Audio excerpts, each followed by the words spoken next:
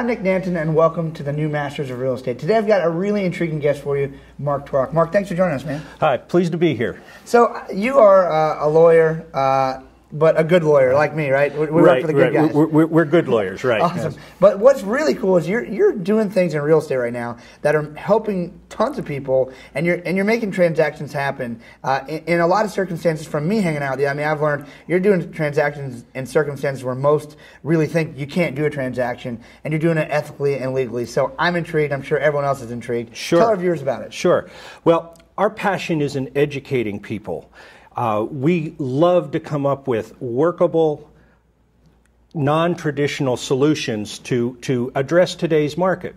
In today's market, as the media will tell you, people can't get loans. When people can't get loans, people can't buy houses. When people can't buy houses, they can't sell houses. So it's a tumbling effect. We've done over 700 closings in our office, and only 3 have been with traditional loans. So traditional lenders like Bank of America or Chase or a mortgage company like that. Whoever's left, right? Whoever's left, yeah, whoever's left. So certainly the trend then is becoming kind of non-conforming or non-traditional deals are much more.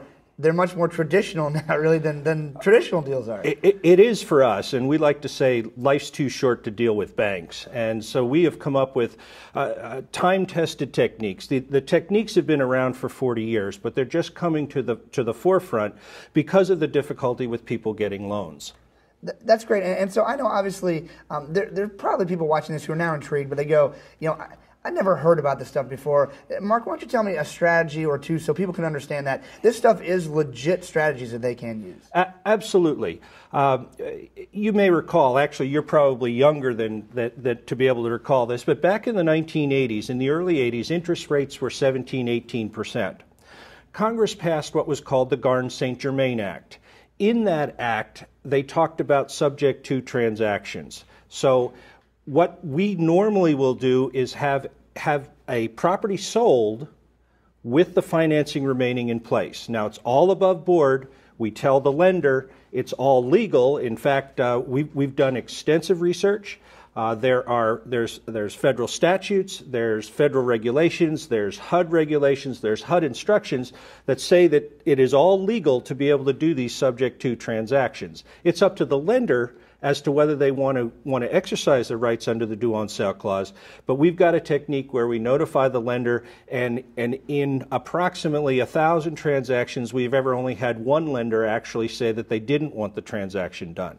So what we're doing is we're taking houses with the financing in place, and they're being sold to qualified buyers or buyers that can't get loans. Maybe they're self-employed, maybe they had a ding on their credit, something like that. That's incredible. And what I love about what you're saying is that, the biggest problem people get into with subject to transactions is they don't tell the lender. Exactly. And everyone's worried that, and the lender has the ability, if you do that, and they don't know about it, to accelerate the entire mortgage, right? Absolutely. That's everyone's worst fear, right? Absolutely, they do. And the banks are becoming much more aggressive in pursuing mortgage fraud. There is no such thing as a due on sale jail. However, if you conceal that, some lenders will view that as mortgage fraud or conspiracy or racketeering or something like that. So you can really get into trouble if you're not upfront and above board. Plus, it helps people sleep at night to know that everybody knows exactly what this transaction is, everybody understands the transaction, and everybody's on board with it. And that's just one of your strategies, and you got a ton, I know. We have a ton of strategies. Some states are more difficult than others, but we have strategies that work in all the states. We have clients all over the United States. We have clients all over Canada. We have clients in New Zealand, Australia, and we even have a client in South Africa. That's awesome, Mark. I'm really glad to hear that, and that there is hope for a lot of people out there who are watching who didn't think there was. Now, one of the questions might be, so you're doing really non-traditional styles of real estate that are all legal, which is great, and you're a lawyer, which makes it even better, so we know it's legal. Right. And you have a license you have to uphold and all those things. Right, so, absolutely. But do you work with realtors? We do. We work with real estate investors, and we work with a lot of real estate investors, but we also work with realtors. In teaching this technique, we're licensed with the Texas Texas Real Estate Commission to give mandatory continuing education credits when we teach realtors.